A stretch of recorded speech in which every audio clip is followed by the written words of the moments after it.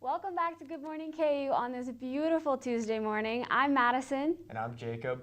So homecoming is finally here. Yes. What are you most excited for this week? I'm really pumped for the parade Thursday night. I'm a junior and I have yet to go to one yet. So I feel like I need to go to one before I graduate, and I think this is going to be the year to do it. Yeah, well, I went last year, and I've seen some of the floats have already been starting to be made. So I think that it could be a really good parade this year.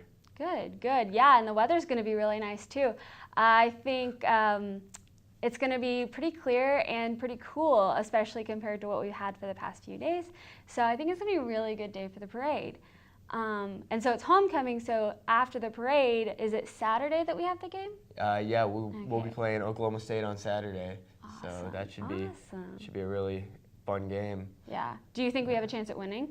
I think they have a good chance, and obviously last week they didn't look too good, but I think that at homecoming should be a good game and should have a good chance. Good, good. I mean, because didn't we won the last game, right? We lost last week, but we were going into it with a 2-game winning streak, and yeah, so. Yeah. Does Oklahoma have a good record? Oklahoma State has only one loss on the year right now, so they should be tough, but I think we have a good chance. Good, good. Well, hopefully that'll go well. And we also have the J-School Generations this week. Yeah. So all those journalism students, I'm sure everybody's been hearing about it. We've had like multiple people come in and interview on the show here. But there's even some events on Thursday as well. So I feel like there's just a lot going on this week. Yeah, this is a big week, and lots of opportunities. Yeah, did you hear about the free food with the J-School Generations? Oh, I didn't even know about that. Oh, yeah. I think I read about it the other day. There's like a hot dog lunch on Thursday. Might want to check that out. I think there's more information on the website, on the J-School website, but definitely something to check out. Yeah, I will definitely be there.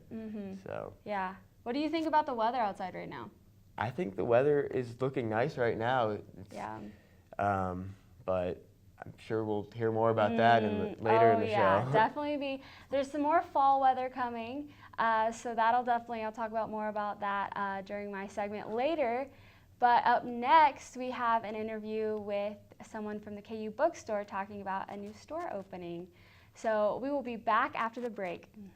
For students searching for a way to stay active in an outdoorsy way, the City of Lawrence has bike trails running in every direction, and with the new bike share program, we can stay in shape as we tour the sights of our beautiful city. Clinton Lake is only a short 30-minute bike ride away from Daisy Hill and has the most incredible sunset location in all of Lawrence. Walking campus may give you the KU calves, but biking can give you the KU thighs. Bike Lawrence today. Welcome back. I'm Chris Watson, and this is Jen O'Connor. Thank you for joining us on our show. Thanks for having me, Chris. So, what would you like to talk to us about? Well, I'd really like to talk about our new store. So the KU bookstores have a new store called UniquelyKU. We opened 2 weeks ago. We're right at 6th and Wakarusa, right by Spin Pizza. Really? Yeah. And why did you open it there? Yeah, well, there's nothing really out there for fans to buy KU gear and gifts. So there's the Walmart there, there's a Dillon's there, but they don't really have a great selection for Jayhawk fans. Right. So we saw that the 6th and Wakarusa area was a great area of growth. You've got a lot of new restaurants out there, which include pizza. New restaurants and new stuff coming. So with Rock Chalk right there and a new hotel, we saw it as a perfect opportunity. Awesome. And what do you like about the store? I like really what we've done with the store, the merchandise. While the KU bookstore on campus is really big, we've really taken a look at the offerings that we have and really narrowed it down to find out what would be how we could cater that community out there. So while it's a really small store, we have a lot of things for that enthusiastic guest that wants to buy stuff, but also looked at it for the visitor side too, because not everybody wants something that has Jayhawk on it. Yes. We have a lot of things that just have Kansas and are nice little souvenir items as well. And what would you recommend buying most? Well, there's a lot of cool things. For women, I think some of our line called Game Day Couture is a lot of fun, especially right now for football games, getting kind of dressed up to go to the football games. For guys, we have this brand called Johnny O, which is a higher end polo that's a really nice quality and something different. And I know a lot of KU students would love the game day appeal, especially because we're kind of winning. Yeah. Not on the road, but here at home we are winning as a football team. Yeah.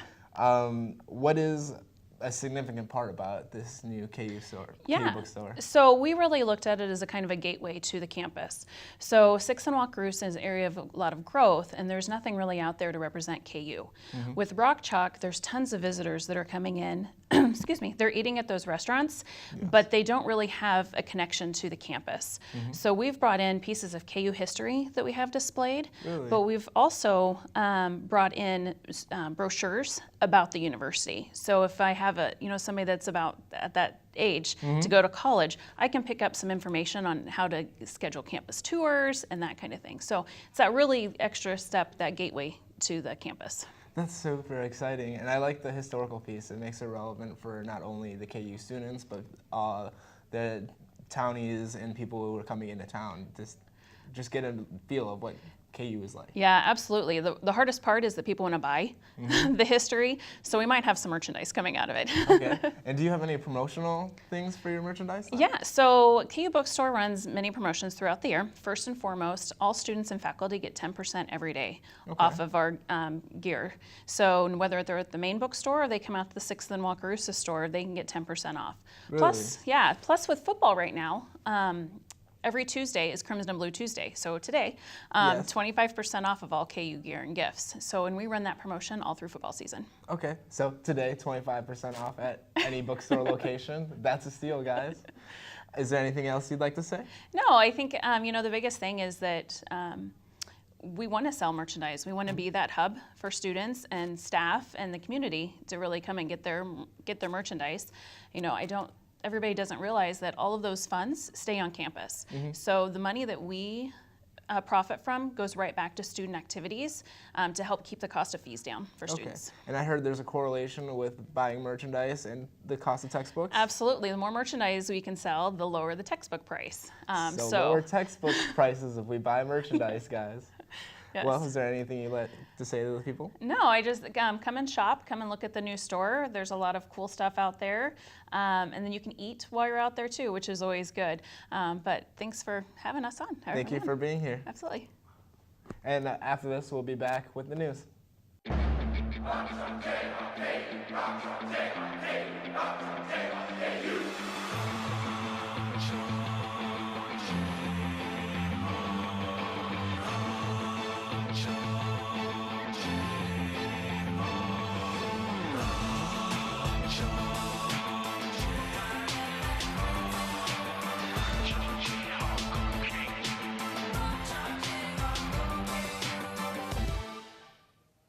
I'm Miranda. And I'm Jamie. This is your Tuesday Good Morning KU News Update. A recent Fox News poll reported that half of American voters oppose the confirmation of Brett Kavanaugh to the Supreme Court. This comes after Christine Ford alleged that Kavanaugh sexually assaulted her as a teenager.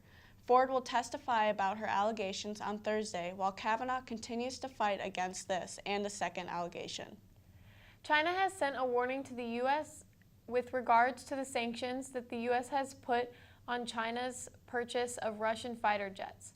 Russia's deputy foreign minister said that the U.S. was playing with fire and undermining global stability. President Vladimir Putin said he expects Russian-Chinese trade to exceed $100 billion this year. SiriusXM is buying Pandora, creating the world's largest audio entertainment company. The deal is worth $3.5 billion and will merge the more than 100 million subscribers to compete with Spotify, Apple, and Amazon Music services. SiriusXM had purchased 19% of Pandora's stock last year and had been looking for a full takeover.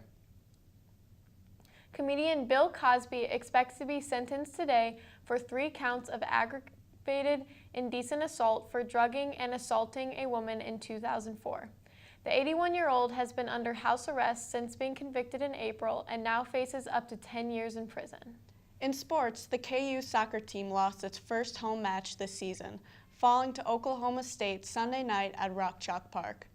The Jayhawks trailed 2-0 late in the match when Grace Hagan scored off a corner kick in the 90th minute.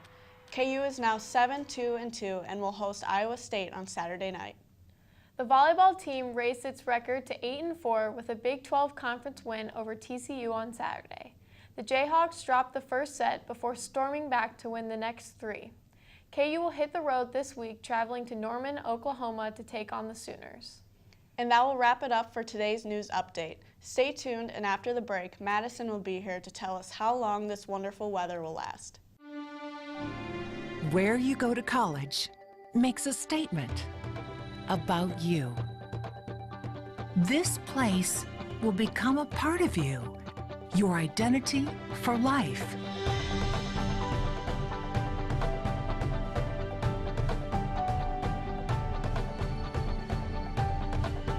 The University of Kansas, a great place to be you.